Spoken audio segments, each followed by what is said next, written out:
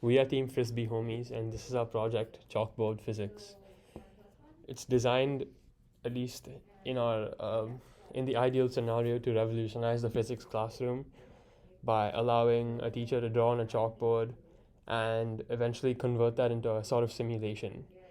So the first two features we decided to implement were just being able to draw a ball and just have it bounce around, as well as being able to draw like straight lines on the chalkboard and have them act as platforms for the ball to bounce off of. So now we'll just give a quick demonstration of that using a whiteboard setup that we have here. To do this project, we used OpenCV to do image recognition to detect the circles and platforms and lines, and we have like a self-written physics script using ball objects and line objects. So we have the project script here,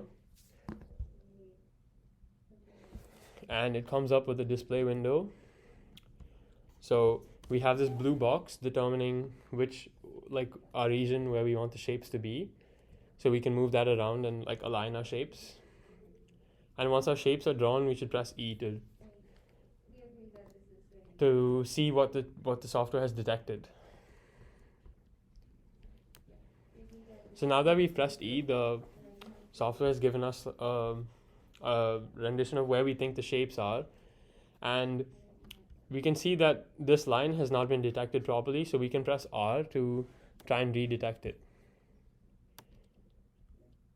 So we can see that now after pressing R and E again, the shapes has now been detected properly. So now since we have our setup the way we want to, we can press any other key to continue with the simulation.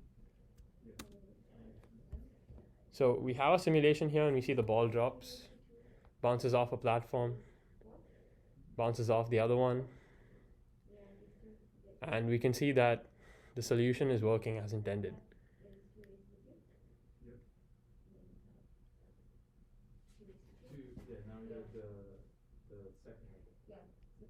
So some additional features that we thought of including in the future are possibly using a more advanced vision detection system to possibly include the use of arrows to point in directions and possibly angle and velocity annotation, so that we can use like starting values for a velocity to continue with the program, as well as the implementation of drawing springs.